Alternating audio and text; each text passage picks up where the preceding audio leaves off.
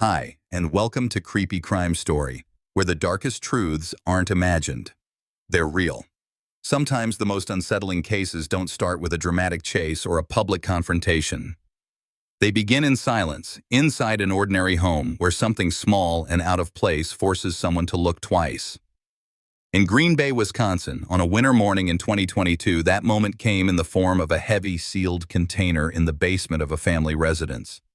It was just after 3:25 a.m. when dispatch logged a call from a residence on Stony Brook Lane. The caller was the homeowner, a mother, her voice controlled but uneasy.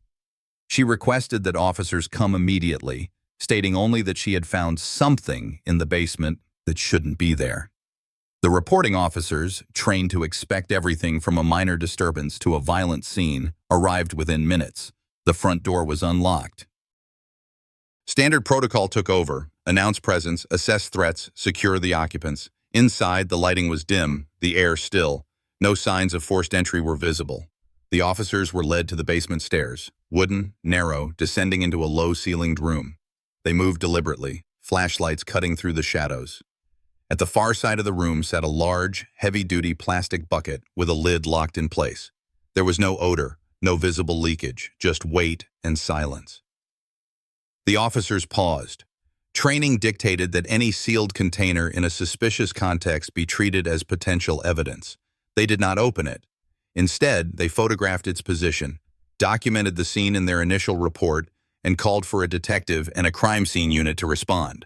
From that point on, the Stony Brook Lane basement became the primary scene in an active homicide investigation. Access was limited. Evidence tape went up at the stairwell entrance, and a single log-in, log-out sheet was started for every person entering the space. The initial officers did not disturb anything else in the basement. Their job was to preserve it exactly as it was until forensics arrived. By the time the crime scene technicians were en route, the patrol officers had secured the rest of the house. Doors and windows were checked. Nothing was found forced or broken. A quick conversation with the homeowner confirmed that her adult son had been staying in the basement recently. She had last seen him 2 nights earlier. In procedural terms, this was now a frozen scene. No items moved, no drawers opened, no surfaces touched except where absolutely necessary for safety. The aim was to lock the scene in time, to give forensic examiners the clearest possible picture of what had occurred and when. That meant slowing down, recording everything, and resisting the urge to speculate before facts could be confirmed. Even in these earliest moments, certain questions were forming, questions the investigators knew would drive the case forward. Who had access to this basement in the last 48 hours? How did this container get here without the homeowner noticing? And what exactly was inside? The officers didn't know yet that the answers would lead to one of the most disturbing crime cases Green Bay had seen in years. For now, their focus was singular: keep the integrity of the scene intact until the experts could take over. When the crime scene unit rolled up just after first light, command handed the basement over to forensics. The patrol log was intact, the stairwell sealed, and the interior traffic restricted to the officers already noted on the entry sheet.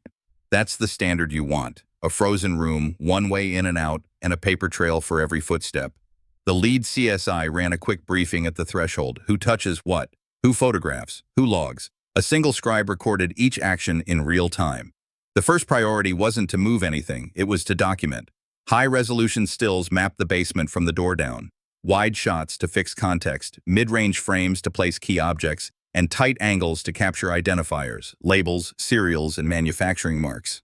A video sweep followed to preserve an uninterrupted view of the room's condition before any item changed position.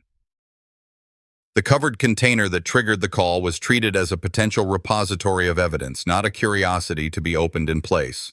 Standard protocol: exterior inspection only. Note the lid design and locking mechanism. Examine for trace on the rim and handles, then package the entire object for transport under tamper-evident seals.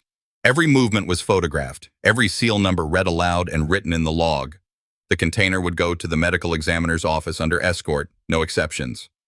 Next, the team built a scene grid, measured offsets from fixed points: the stair tread, foundation wall, and support post. Each item inside the grid got a placard and a provisional number. Floors, shelving, and nearby surfaces were examined for transfer evidence. Where legally permissible and non-destructive, technicians used an alternate light source to scan for trace not visible to the naked eye. If an area fluoresced or otherwise warranted attention, the location was documented for later testing at the lab. No sensational language, no speculation, only what the instrument showed and the camera captured. Any tool-like objects, cords, tapes, or bindings found in plain view were photographed in situ, then collected with fresh gloves, bagged separately, and labeled with time, date, and collector's initials. If an object plausibly functioned as a ligature or cutting implement, it was isolated to prevent cross-transfer, then boxed for later comparison by the lab. The point wasn't to leap to conclusions, it was to preserve options. In scenes like this, you don't know in the moment which item will be the link that holds at trial. Technicians surveyed for footwear impressions where dust permitted.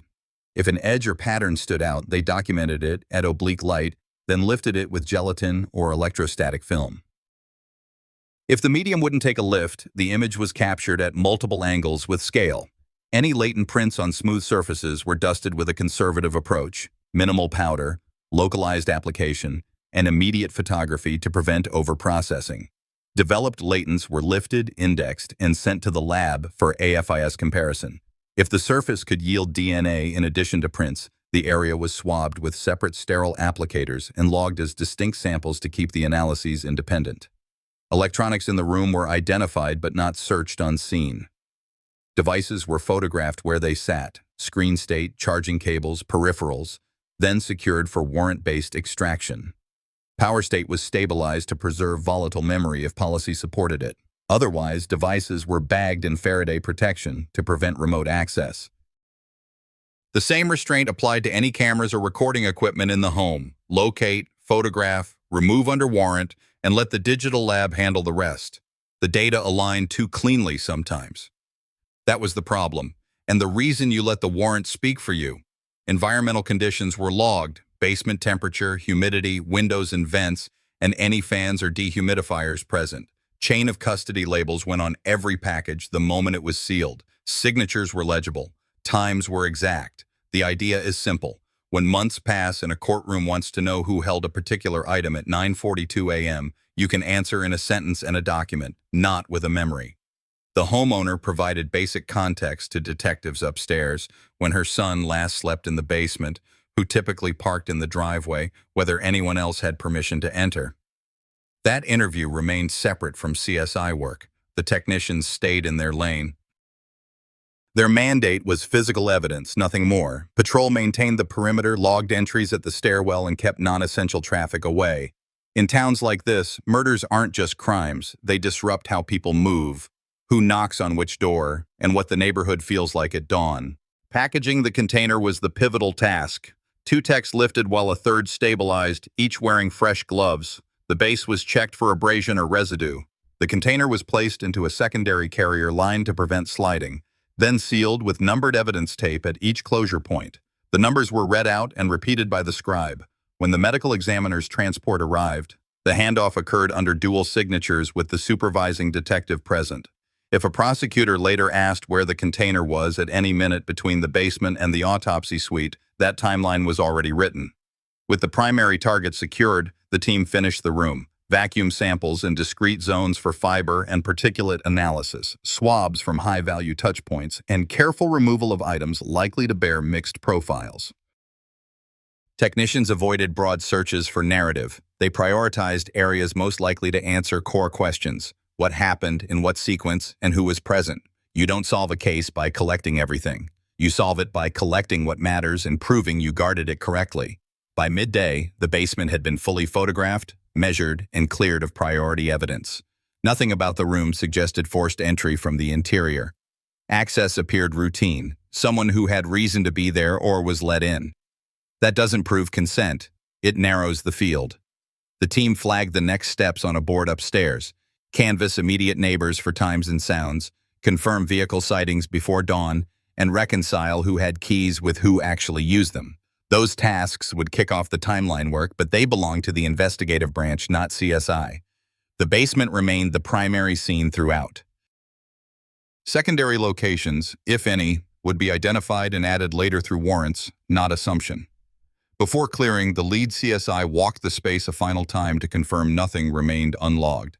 The stairwell tape was reseated, and the entry sheet closed with a line through the last signature. The documentation package left with the supervisor: photo index, video index, evidence inventory, and a copy of the chain of custody forms for the medical examiner and the lab. The scene would stay sealed pending further orders. For viewers who follow real investigations closely, this phase can look slow. It isn't. It's deliberate. Every hour spent on documentation now speeds months of litigation later. A clear record protects the case, the investigators, and ultimately, the verdict. Families can't live with doubts you could have prevented. Before the forensic van pulled out, the supervisor checked in with detectives about a single operational question.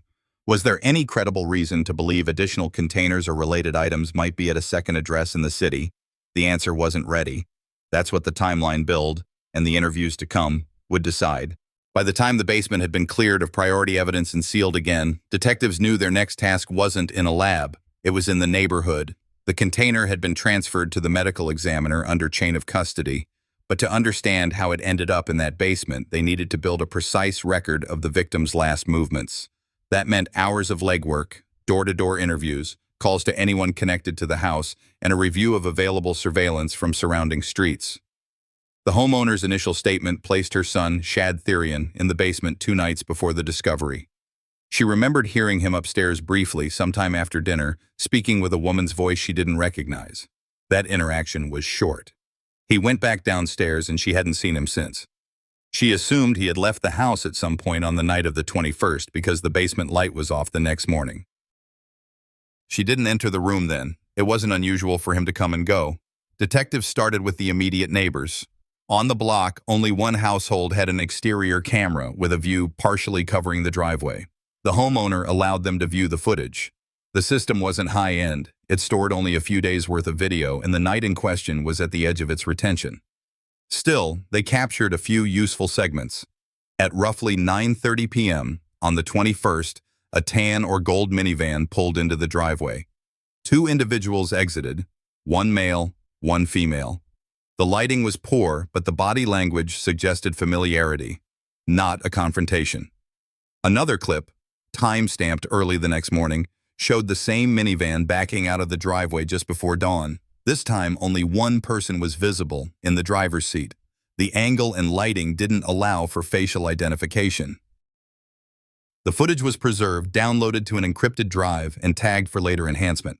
On the opposite corner, a resident reported seeing a vehicle matching that description parked for a short period 2 blocks away later that morning. No video was available from that location, but the timing helped narrow the window detectives were working with. They were starting to align these sightings with the homeowner's recollection and the neighbor's footage to form a workable timeline. Inside the house, the victim's phone was not located during the initial scene processing. That absence mattered. Detectives obtained call detail records through a warrant, which would later be cross-referenced with the neighbor's footage and any digital devices recovered from secondary scenes. In 2022, those records include timestamps and cell site connections, enough to place a device in a general area, though not pinpoint it like GPS.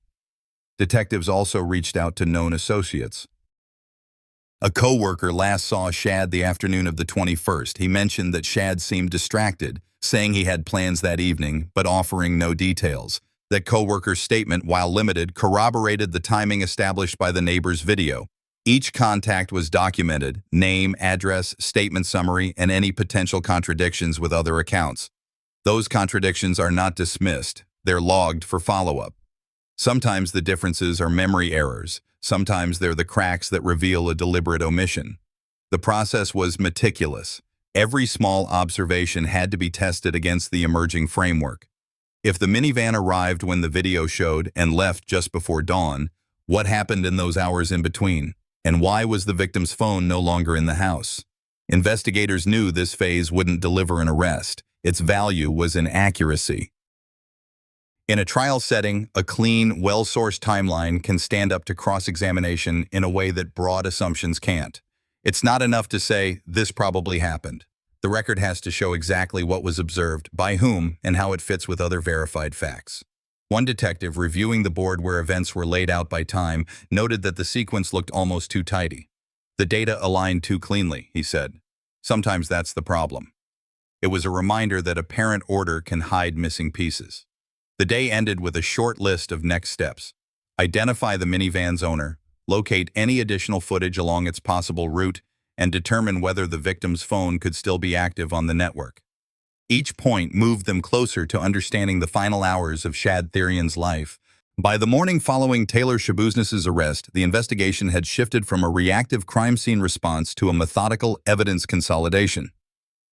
Detectives from Green Bay Police Department coordinated with the Brown County Sheriff's Office to secure every item collected from the multiple locations where Shad Thyrion's remains had been found. Each item entered the chain of custody under strict logging protocols, not just to preserve admissibility, but to ensure that no link in the timeline could be contested later. The first priority was the plastic bucket recovered from the basement of Shad's mother's home. Inside was the decapitated head, still bearing ligature marks on the neck consistent with manual strangulation. The medical examiner noted petechial hemorrhaging in the eyes and abrasions along the jawline, both supporting the preliminary cause: homicidal asphyxiation. However, until a complete autopsy could be performed on all recovered remains, the cause of death remained officially undetermined in the preliminary paperwork. Elsewhere, the search team cataloged additional body parts found in a vehicle believed to be used by Schabusiness. Blood trace analysis confirmed the same DNA profile across all locations, tying them definitively to Shad Thyrion. Latent print specialists dusted the vehicle's interior surfaces. Several partials matched Schabusiness, others belonged to the victim. There were no unidentified prints, a detail investigators noted as consistent with a domestic setting rather than an outside accomplice. While the physical evidence built a strong narrative, digital forensics worked in parallel. Analysts extracted data from Schabusiness's cell phone under a warrant issued less than 12 hours after her arrest. Message threads recovered from encrypted chat apps revealed communications with the victim leading up to the night of the killing. Though the tone in these messages shifted between casual and explicit, several referenced drug use and risky behavior during intimacy, corroborating statements Schabusiness herself had made in earlier interviews. One particularly relevant file was a time-stamped audio note sent to an acquaintance. In it, a female voice matching Schabusiness described things getting out of hand and losing track of time. The metadata placed the recording within hours of when investigators believe Thyrion was last alive. Investigators also reviewed doorbell camera footage from neighboring residences. One recording showed a vehicle matching Schabusiness's arriving at the Thyrion residence the night before the body was discovered. No other persons were seen entering or exiting during that time frame. Combined with cellular tower connection logs, which placed her phone in the immediate area throughout the critical hours, the timeline tightened. Back at the evidence room, a detective remarked that the case was becoming less about what happened and more about why it happened in this way. The brutality of the dismemberment raised questions about mental state, motive, and premeditation versus impulsive escalation. While motive remained unclear, the pattern of both physical and digital evidence was converging on a consistent sequence of events. The container left the Stony Brook Lane basement under seal and arrived at the medical examiner's facility with 2 detectives present for the handoff. Chain of custody labels matched the scene log. Photographs documented each transfer point. The facility is not a crime scene. It is where facts are fixed and recorded so they can stand in court. The ME's team treated every package as potential evidence, documenting exterior conditions before opening anything, assigning unique identifiers, and creating a full photo index so nothing about intake depended on memory. The autopsy protocol followed a standard order: identification, radiology, external examination, internal examination, ancillary testing, and final documentation. Radiographs came first to note foreign material and to plan a safe exam. External inspection documented injuries consistent with neck compression. Internal findings supported the same mechanism. The result was formal and unambiguous: cause of death, strangulation, manner, homicide. That determination would later be repeated under oath at trial. The report also separated fatal injuries from post-mortem activity. That distinction matters. It prevents the investigation from collapsing unrelated steps into one event and helps prosecutors explain sequence without speculation or graphic detail. Toolmark documentation was performed on recovered remains where appropriate. Technicians photographed edges with scale, then preserved samples for later comparison should an implement be submitted. The ME's office reported no medical findings to suggest a second perpetrator. That conclusion didn't end the investigation, it narrowed it. The timeline still had to be corroborated by witnesses and devices, and the legal questions around mental responsibility would come later. But the medical record, the one piece least open to interpretation, now aligned with what detectives were building from the basement and the vehicle. Toxicology was performed on available tissue samples. Results were entered into the report and provided to detectives and prosecutors. They do not change cause or manner. They provide context for state of mind and potential impairment around the time of death. In a case like this, context helps a jury understand behavior, but it cannot be used to loosen the standard of proof. The science has to carry its own weight. The ME's signature and the document trail behind it ensure that when, months later, a defense expert asks, "How do you know?" the answer is a page number, not a guess. The ME team completed a full photographic and written record, created histology slides where needed, and sealed retained samples for storage. Copies of the report went to the lead detective, the district attorney's office, and, as required, to the defense in discovery. This is how a homicide investigation moves from allegation to evidence. A documented sequence that can be reproduced, read, and tested without embellishment. The crime story is not told through adjectives, but through exhibits that match from one agency to another. Back at the police department, detectives overlaid the medical findings onto their working timeline. Strangulation is not instantaneous. The window the ME provided fit within the period when the victim and a female companion were known to be together in the house. That alignment supported probable cause already forming from the basement, the vehicle, limited neighborhood video, and phone records that placed devices in the area during the critical hours. It did not end the case or decide intent. It gave prosecutors the backbone of a narrative they could state plainly, where the fatal act occurred, what caused it, and who was present. Investigators also reviewed the ME's postmortem findings for anything that could suggest staging or relocation before discovery. The documentation was consistent with what the scene team had already recorded. The basement remained the primary scene.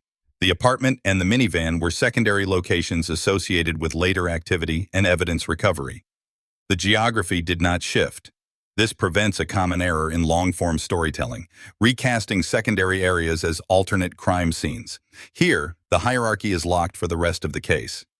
To keep the record clean for trial, detectives prepared affidavit language that mirrored the medical report, avoiding loose phrasing and avoiding any graphic descriptions unnecessary to the legal elements. When a case turns on mechanism and sequence, clarity beats drama. Jurors will remember a single declarative sentence delivered by an expert more than pages of commentary from anyone else. There is a human dimension to this phase that doesn't make the reports. Families want certainty. They want to know what happened and when. The medical examiner cannot answer why a person made a choice. What they can do is remove doubt about the cause of death and the order of events. That reduces room for rumor and anchors every later hearing to a single, consistent set of facts. As the chapter closed at the ME's office, the baton passed back to digital forensics and case agents. The next steps were clear. Align call detail records with the established window, process warrant seized devices under lab protocols, and prepare to litigate admissibility. Devices would not be searched for narrative. They would be searched for corroboration, timestamps, messages, and location-adjacent data that track with the medical and scene work. The investigation stays linear because linear cases hold up. When the lab took custody of the seized electronics, the first entry wasn't a password or a file name. It was the time on each device. Examiners recorded system clocks, battery states, and lock conditions before a single command was issued. That step sounds small, but it matters more than most people realize. If you can't anchor timestamps, you can't build a reliable sequence. Devices from the Stony Brook Lane residence and from the secondary locations were documented under separate evidence numbers, photographed from all angles, and isolated in radio-shielded packaging until warrants authorized extraction. The warrants were written narrowly. Identifiers for the phones in question, message and call histories for the window spanning the late evening 2 nights before discovery through the morning of the 911 call, along with media and browser records reasonably tied to that period. Examiners created forensic images, bit-for-bit copies verified by hash, to ensure analysis occurred on duplicates, not originals. Any artifact exported, a message thread, a call log, an image, carried its own checksum so that months later, the same output could be reproduced exactly for court. Call detail records from the carrier arrived soon after, numbers dialed and received, durations and cell site connections showing which towers handled which events. In this case, those records didn't track anyone with GPS precision. They did something more modest and more defensible. They placed a device within the coverage footprint of specific sectors during defined minutes of the night. When detectives overlaid that footprint on the geography they already knew, Stony Brook Lane as the primary scene, the Eastman Avenue apartment, and a tan gold minivan as secondary points tied to recovery, they saw alignment within the overnight window bracketed by the medical examiner's estimate of time of death. The data aligned cleanly. Sometimes that was the problem. So they went looking for conflicts and found none that held up. Text and app messages preserved under warrant were exported with absolute timestamps and local time conversions. The tone shifted across the previous day. Logistics, references to drug use, and sexual content that the state would later argue provided context for the encounter in the basement. The lab did not interpret motives. It preserved artifacts. Investigators compared send/receive times against network logs to ensure they were not looking at drafts or unsent items. Where a gap existed, they recorded it as a gap, not as an assumption. The strongest timelines are honest about their empty spaces. Photos and videos on the seized devices were cataloged with EXIF fields where available. Nothing in that media showed the fatal act. What mattered were the mundane anchors. A selfie earlier that evening with a device battery at a specific percentage. A screenshot time-stamped minutes before the neighbor's camera captured a minivan pulling into the driveway. A set of delivered but unread message receipts that stopped during the period the medical examiner identified as critical. Those small points, added together, told a consistent story. 2 adults were together in the house for hours, and one of them stopped engaging with the outside world near the time the fatal injuries occurred.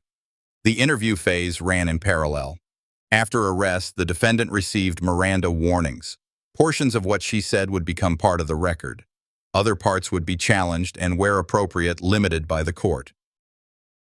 The admissible statements were straightforward. Drug use that night, sexual activity, and strangulation occurring during that encounter. She used casual language for serious events, drifting between minimizing and acknowledging harm, which is common in cases like this and legally irrelevant to the elements the state must prove. The detectives didn't press for graphic detail. They asked for sequence. Where a detail mattered, they sought a factual anchor. Who arrived when, who left when, what was moved, what was not.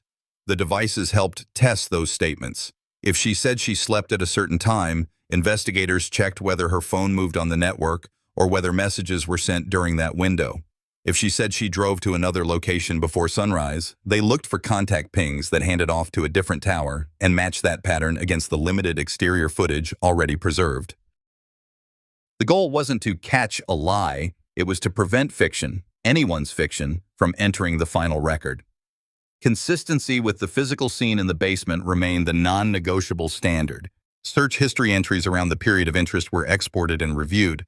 Prosecutors would later argue that some of those entries reflected an unhealthy fascination with notorious offenders. The defense would argue that search history proves curiosity, not conduct. The examiner's report didn't pick a side. It listed the entries, the times, and whether each item appeared to have been opened or was merely an autocomplete suggestion. In a real crime case, the lab's job is to separate what's probative from what only looks dramatic. Behind the scenes, admissibility issues became a daily drill. The district attorney's office prepared to defend the scope of the warrants and the handling of the extractions. The defense explored suppression based on particularity and voluntariness. If a file path led outside the authorized date range, the state excluded it, rather than risk contamination of the whole set. If a portion of the interview walked near a boundary, the state committed to use only the parts the court allowed. These choices weren't cosmetic. They protected the verdict by protecting the process. Investigators returned once more to the medical examiner's fixed points. The estimated period when strangulation occurred sat between 2 device events that could be stated with confidence. a final delivered message from the victim's phone, and an outgoing activity from the defendant's device minutes later. Alone, those events prove little. Combined with the scene work, the autopsy, and the witness timeline from the neighbor's camera, they removed reasonable doubt about where and when the fatal act happened.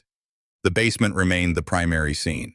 The apartment and the vehicle remained secondary, tied to later movement and recovery. No new crime scene appeared in the data. There is a human layer to the digital chapter that's easy to miss. Families often ask for answers that phones cannot provide. Intent, remorse, the moment a line was crossed. Devices don't testify to any of that. They testify to presence and timing. The value for a jury is the way those timestamps match the physical reality recorded in the basement and the medical findings written into the report. Clean overlaps build confidence. Speculation erodes it.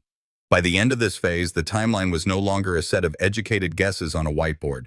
It was a documented sequence backed by carrier logs, device artifacts, scene photographs, and expert declarations. That is what moves a homicide case from investigation to prosecution. The next step wouldn't be in a lab or a squad room. It would be in a courtroom, where each piece would be introduced in order and tested in full view. By the weeks following Taylor Schabusiness' arrest, the Brown County District Attorney's Office had already secured a substantial body of evidence. The crime scene in Green Bay, Wisconsin, had yielded multiple sealed evidence bags, each logged, labeled, and cross-referenced to the property inventory. The focus now shifted to integrating forensic data with investigative interviews to prepare for trial. Forensic pathologists finalized their autopsy findings. The cause of death was determined as manual strangulation, supported by petechial hemorrhaging in the eyes, fractured cartilage in the neck, and bruising consistent with sustained compression. While the dismemberment had complicated some examinations, analysts were able to reconstruct enough of the remains to confirm there were no other lethal injuries apart from the neck trauma. Digital forensics teams worked on two fronts: recovering deleted messages from Schabusiness' phone and parsing time-stamped activity logs. Records placed her device active in the hours leading up to the homicide, with no evidence of outside intrusion or involvement from other individuals. This data, paired with witness statements from the victim's mother and responding officers, allowed prosecutors to reinforce the timeline without gaps.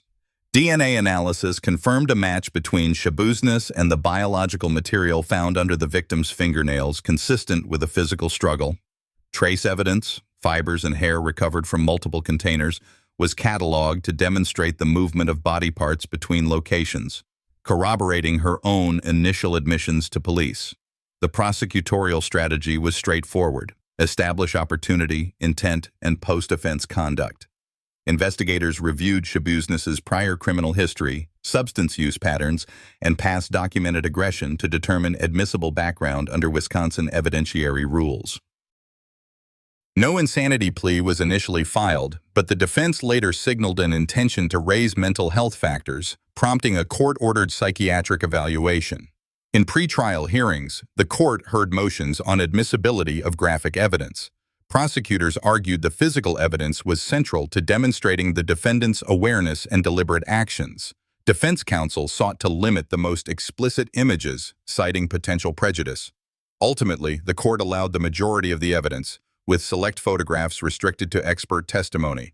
By the time jury selection began, the case file was a cohesive narrative of forensic proof, corroborated statements, and a tightly established sequence of events.